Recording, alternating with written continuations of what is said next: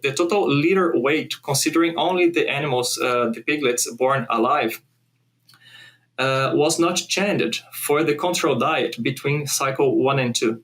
However, for the high vitamin diet, we had an increase of more than 20%, 21.2 to be more exact, between cycle 1 and 2. So once again, as you just said, Miranda, we just not reduced or avoided the reduction in the number of piglets born alive, but we were also able to increase litter weight with these vitamin between cycle 1 and cycle 2.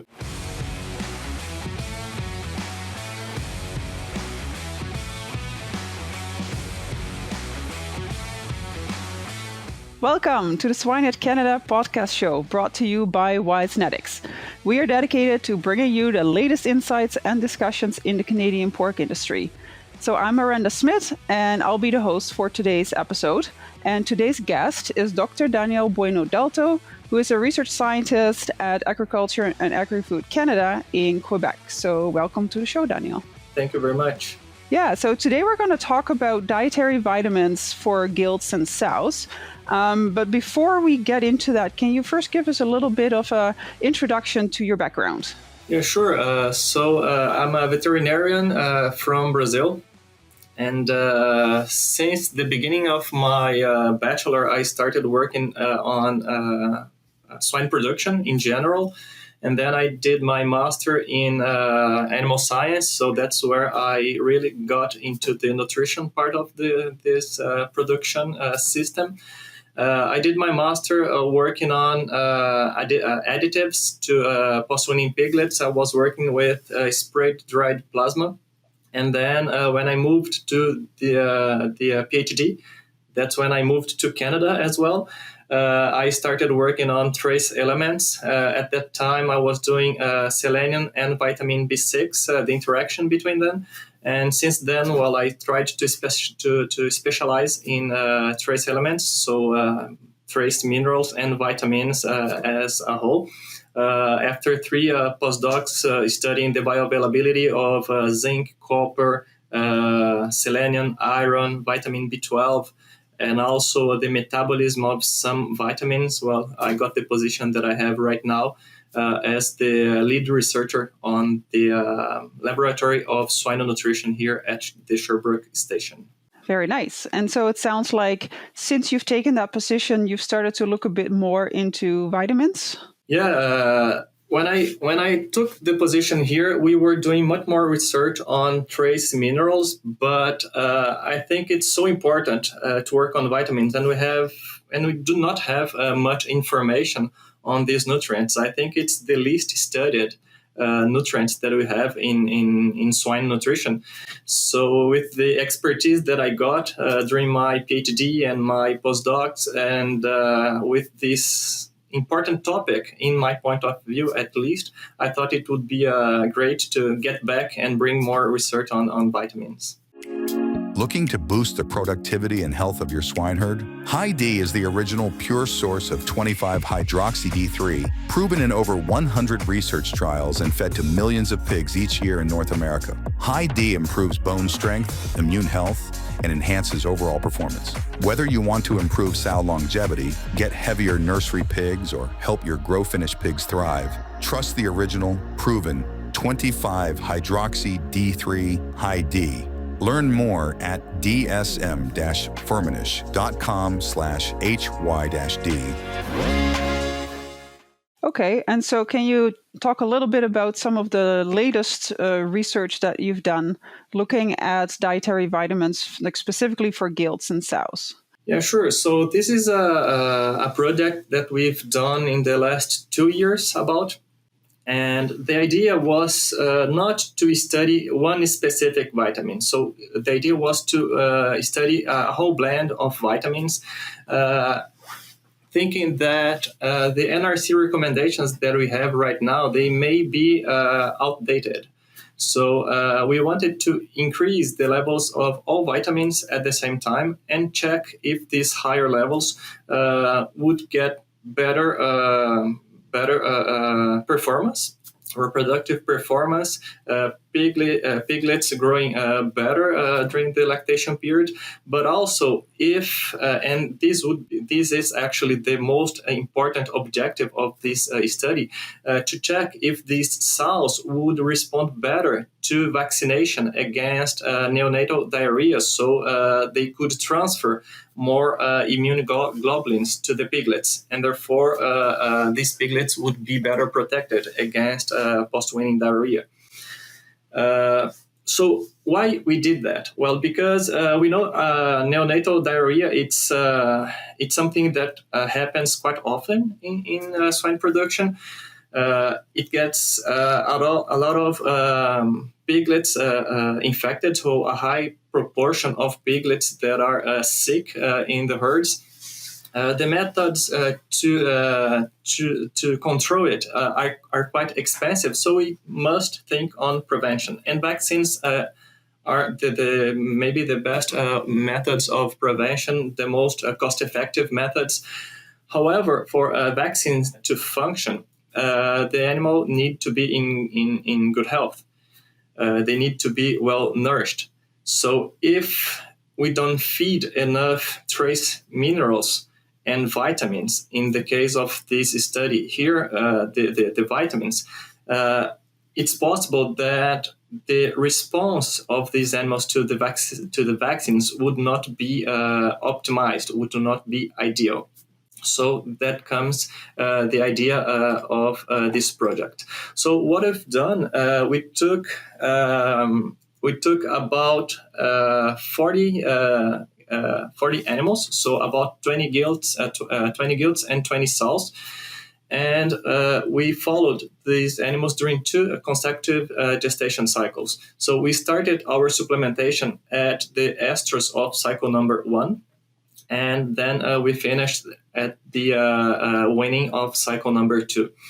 During these 2 cycles, we got these animals vaccinated, so differently between gilts and sows. So gilts were vaccinated at day 80 and day 100 of gestation, so the first shot at day 80 and a booster shot at day 100. In the second cycle, just 1 shot at day 100. And for the sows, well, as they were already multiple sows, only the vaccination at day 100 in the first and in the second cycle. And we've done many blood samplings during these 2 reproductive cycles in order to evaluate, first, if supplementing vitamins to these animals at higher levels, and when I say higher levels, it means between 5 and 10 times the recommendation from the NRC. So we took blood samples prior to the first vaccination in gilts, for example, day 80, and after this vaccination, day 100. So after the first, but before the second vaccination, and then at day 110 for all of the animals. So we could have these effects after the first shot, the booster shot, and some days, 10 days later. And also we took blood samples from the piglets at birth and at 21 days of age. We studied the reproductive performance of sows. Of course, this number of sows per treatment is not ideal to study reproductive performance. We would need much more animals to have really solid results in this aspect. However, as I'm going to talk about the results here, I want to be very careful about talking these reproductive performance results, because once again, the number of animals was not ideal for that. However, all our results, or most of them, point to the same direction. So even if I cannot say these results are undeniable, I think they show at least a potential that we are willing to explore a little further with another trials. So between these results, what was really interesting to see is the difference between the response in sows and in gilts. In sows, for whatever parameter that we studied, there was absolutely no effect. So no effect on total born, stillborn, mummies, whatever, no effect whatsoever on reproductive performance. For the gilts, however, we saw results that were close to a tendency. So once again, the number was not ideal. Maybe this is the reason, maybe not, but maybe this is the reason for these p-values that were so close to at least a tendency. But what we've seen is that the total number of piglets born alive did not change for the animals supplemented, for the gilts supplemented with high vitamin levels. So between cycle 1 and 2, the same or very similar number of total piglets born. However, for the control diet, we had a decrease of about 18%, a little more than 18% between cycle 1 and 2. So these animals had lower liters in the second cycle when they were supplemented with the control diet. And the same thing for the total born alive. So the high vitamin diet kept this litter size, considering only born alive, quite stable, whereas for the control diet we had a decrease of almost 16%. It's 15.8%. That's really interesting, because I remember when I was doing my PhD, I was looking at the second parity dip. So that's exactly what you're saying. It's in the second parity, suddenly they have lower total born alive, and often lower birth weights as well. So it sounds like by providing them higher vitamin D levels, you can kind of avoid that second parity dip. That's exactly the hypothesis that we have in mind right now. As I said, I try to be careful because the number of sows was low, and so I don't like to be so affirmative, saying that this is really solid results. But when we take a look at the biological significance of these numerical differences, well, we can see there is something there. So once again, I see a lot of potential in this strategy that we employed in this study, and exactly the second parity issue. Maybe that's what we are seeing here, and what these vitamins were able to avoid or at least minimize. That's what we think, actually. When you take a look at the piglets' performance, once again for the sows, that there was absolutely no effect of these higher levels of vitamins.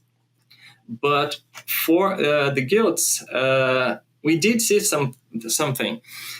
And here, once again, all results pointing to the same direction. So the total the total litter weight, considering only the animals, the piglets born alive, was not changed for the control diet between cycle 1 and 2.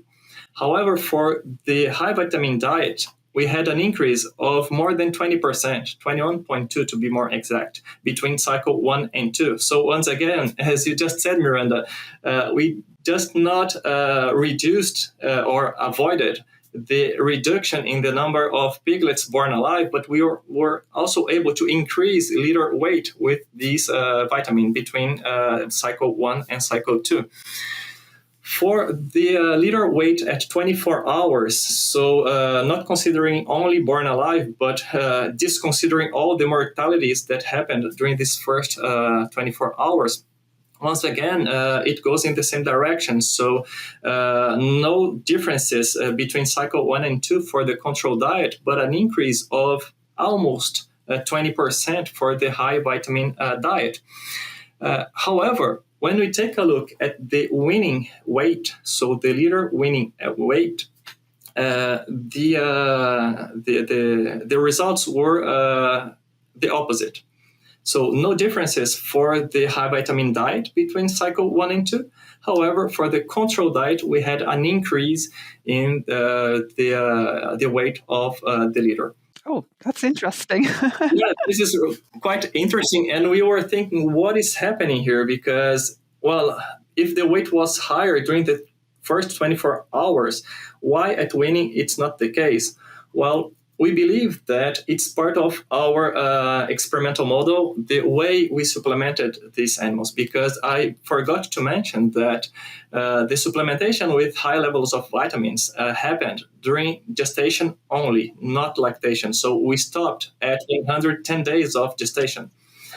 So maybe what is happening here is that all those vitamins that were highly concentrated in the sow's body and that were highly transferred through whatever placenta or even colostrum during early lactation helped these animals to get a better start. However, once these vitamins they decreased, like in milk, for example, this transfer of vitamins were decreased because all animals were receiving the same controlled diet during lactation. Then we see these opposite results here. What make us think that if we supplement sows with high levels of vitamins, here in this case during gestation, maybe these piglets, they have higher requirements for vitamins after birth.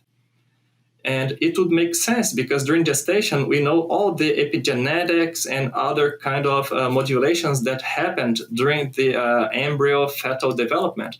So it would not be unexpected that since these animals were exposed to high levels of vitamins during the whole gestation period, well, they need more vitamins once they are born. So maybe that's what we are saying here. The control animals, they had low levels of vitamins throughout gestation, and now they are just doing okay with the lower vitamin levels in milk or this transfer. However, the other animals now during lactation, they are suffering, if I can use this word, with the lower levels than what they really need. Well, that kind of makes sense, right? It's like they kind of get used to the amounts that they're getting, and if suddenly that drops, then it's like, oh, hey, now we have a problem. Yeah, that's it. Once again, that's our hypothesis, and in a future project that we are already trying to put in place, that's what we are trying to understand a little better if this is really what is happening. Okay. And finally, one other result that we got here, and really interesting in my point of view, is related to the transfer of immunoglobulins from sows to piglets. So as I said, well, we got these animals vaccinated against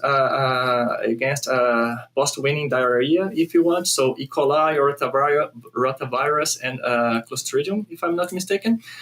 And what we've seen is that for the sows, how can I say that in English? The titles, the titration, the titles. Titers, I think. Titers. Sorry, yeah. The titers of IgD in the colostrum of sows. Here we did see something in sows. The titers in sows they increased from cycle 1 to cycle 2, but only in the high vitamin diet sows. So our nutritional strategy did improve the transfer of IgD to colostrum, but not in the control diet. It was about 6% increase. And in gilts, we've seen an increase in the same IgD titers for the vaccine, and that's what I forgot to say here for the cells. For the cells and for the gilts, it's not the whole IgD titers, it's the vaccine-specific IgD titers. So they were increased by 6% in the cells, in the colostrum of cells supplemented with the high vitamin diets. And for the gilts, we saw this increase of almost 5% in the serum of gilts. We didn't see it in the colostrum. We just see it in the serum. But unfortunately, maybe due to the low number of animals or not, we didn't see an increase in the piglets titers. So we've seen this transfer from, in sows at least, from the sow to the colostrum. In gilts, we were able to increase the concentrations in serum, but we didn't see the end product, if you will, that is an increase in piglets' IgG titers. So that's, once again, I think it's very interesting here. These results are all significant, or at least tendencies.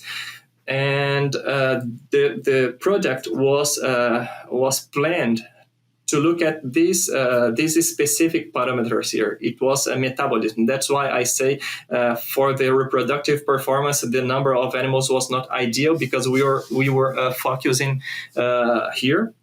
And here, once again, I think the results are quite promising. And just so I understand it, so is it like you say, like the piglets were doing better, but only for the sows, or for gilts and sows? For performance, after the first 24 hours, the piglets in the control diet, they were doing better. So they had a heavier body weight at weaning.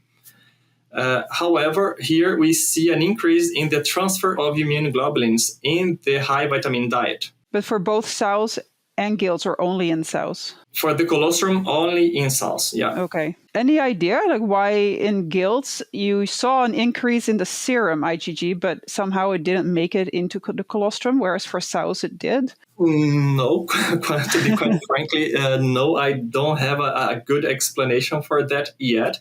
However, if we take a look at the different development or stage of development between sows and gilts, maybe the explanation is there, because we know that sows, they are not growing anymore, or at a very low rate, whereas for gilts, they are still growing. They still have a lot of a much greater, if I can put like this, a much greater requirement for nutrients in general. Yeah. So maybe they are consuming more vitamins, and that's why they are not using it to other activities, other functions in the body, maybe. So based on your results, do you believe that continuing the high vitamin supplementation up to weaning would be desirable? Yeah, that's what we think, actually, because, well, this is the hypothesis, actually. If these animals, these piglets, indeed require more vitamins, well, we must supplement the sows, the gilts, with higher levels of vitamins to get at least to their requirement, or even increase these levels. And also because we know piglets themselves, they will get vaccinated at a given moment. For example, at weaning, most of these animals will get vaccines against any other virus, etc. So if they respond the same way as the gilts, for example, increasing the serum titers of vaccine-specific IgG, for example, these animals will be better prepared after these vaccinations by this higher supplementation to the gilts, not to them directly, but to the gilts. And so, you mentioned, you did 5 to 10 times the amount of what is currently in NRC. Is that correct? Yeah, we did 5 to 10 times for two reasons. Because first, because we do think the NRC, well, maybe to some or even all of these vitamins, we may be outdated. These levels were determined many years ago. And also, we had to respect the Canadian restrictions. So for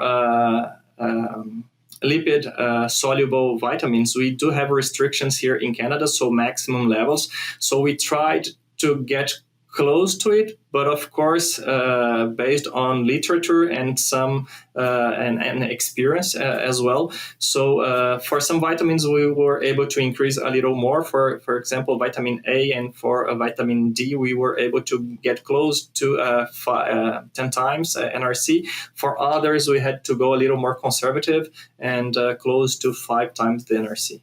Okay. So would you say, based on your results, that you think the NRC levels of vitamins are not appropriate to gilts specifically? I would say they are not ideal. Of course, we don't see vitamin deficiency in swine production. So I cannot say these animals are not being fed minimally well, but I could say that they are not ideal. They are not optimizing the development, the reproductive performance, the transfer of nutrients from gilts to the piglets. So you mentioned that you're doing some current research with vitamins. So what are you currently looking at? Yeah, so besides this specific trial here, we've done 2 other trials using vitamin D. So the first trial, the idea was to understand a little better if the piglets weaned with higher vitamin levels would be better protected during the post-weaning period, so would be healthier, would be more robust. So we've done a trial that is more of a proof of concept in the first part, so during lactation, where we fed animals with an oral solution of 25-hydroxycholecalciferol, and also we exposed these animals to UVB light to really give them a boost of vitamin D during lactation against another group that just had an oral solution of saline. And then after weaning, the control group, they had 2,000 international units of vitamin D3, so cholecalciferol, whereas the group that had this booster of vitamin D, they had 25-hydroxycholecalciferol, that we know that is more bioavailable and has a greater metabolic biopotency. And what we've seen is that, yes, we were able to increase quite a bit the concentrations of vitamin D at weaning. So it was more than 2.5 times the level of the controlled diet. However, it did not bring much more. It didn't increase, if you will, any parameters related to health, robustness in piglets. The immune system was working fine. The antioxidant system was okay. So it was not great. However, during the post-weaning period, what we saw is that when we fed 2,000 international units, whatever, if it was cholecalciferol or 25-hydroxy, the levels of vitamin D in the blood, they increased. So it makes us think that at 2,000 international units of vitamin D, these animals may be receiving enough vitamin D. However, when they were fed the 25-hydroxycholecalciferol, then they had a little more resources. So their antioxidant response was better, their immune system was better, and they had a numerical difference in body weight at the end of the trial, but it was not statistically different. So what we can conclude of it is that it may be interesting to have animals with higher vitamin D levels at weaning, so they are more prepared for the post-weaning period. But supplementing a 25-hydroxy during the post-weaning period is better than the traditional cholecalciferol supplementation. For the other trial that we've done, this one is quite interesting. We've supplemented animals with vitamin D in combination with vitamin C, because it's known that vitamin C potentiates the effects of vitamin D. And it was done in animals that were exposed to PRRS in PRRS in a natural infection model that we have here in Quebec. So we had three treatments: a control diet with cholecalciferol, vitamin D diet with 25-hydroxycholecalciferol, and this combination of 25-hydroxy with vitamin C. And what we've seen is that when vitamin D was supplemented alone, whatever, if it was cholecalciferol or 25-hydroxy, the levels of vitamin in the blood before and after the infection, they didn't change.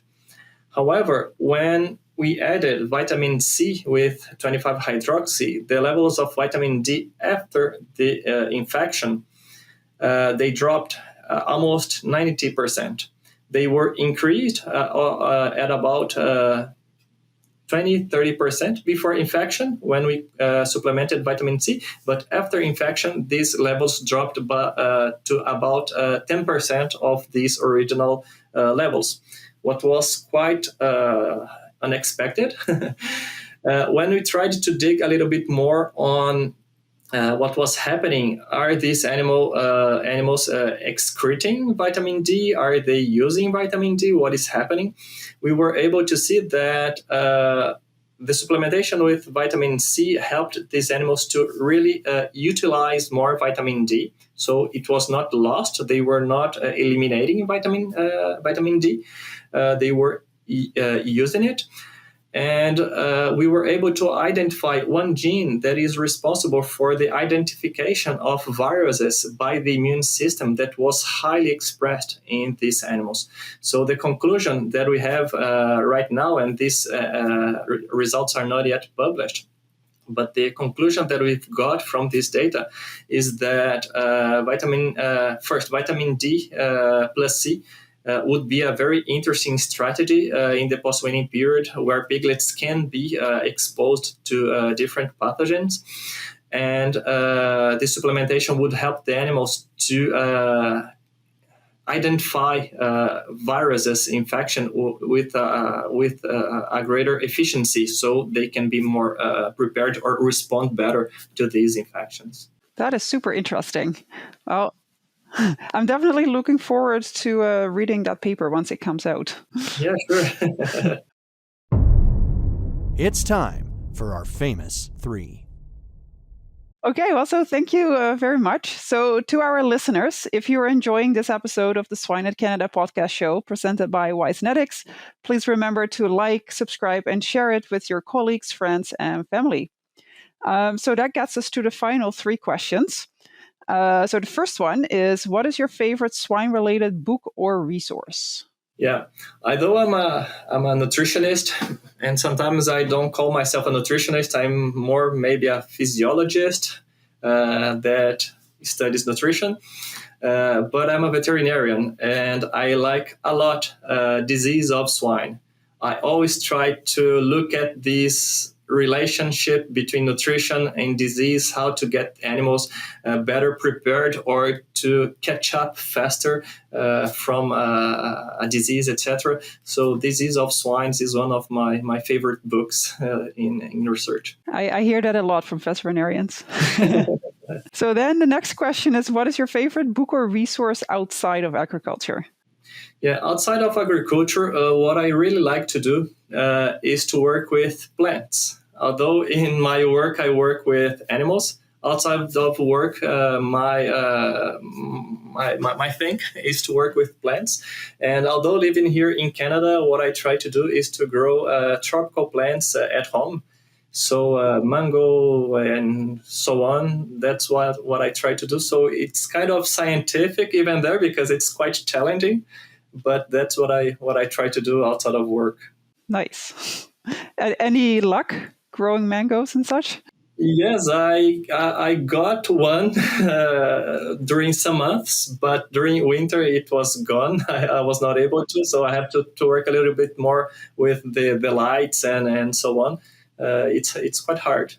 Yes. Okay, and then the last question. In your opinion, what sets successful swine professionals apart from those that are not? Well, I think for any professional, curiosity is something really important, and critical thinking.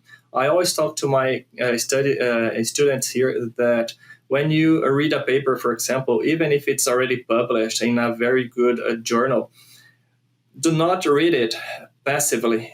Always try to see if it makes sense to you, considering your background, if everything that is there makes sense to you, and if it doesn't make sense, try to go after and find more information that will explain it to you, to give you more resources. So be curious and do not accept all the information that we get passively. So just go after information, study more, and for sure it's gonna help you.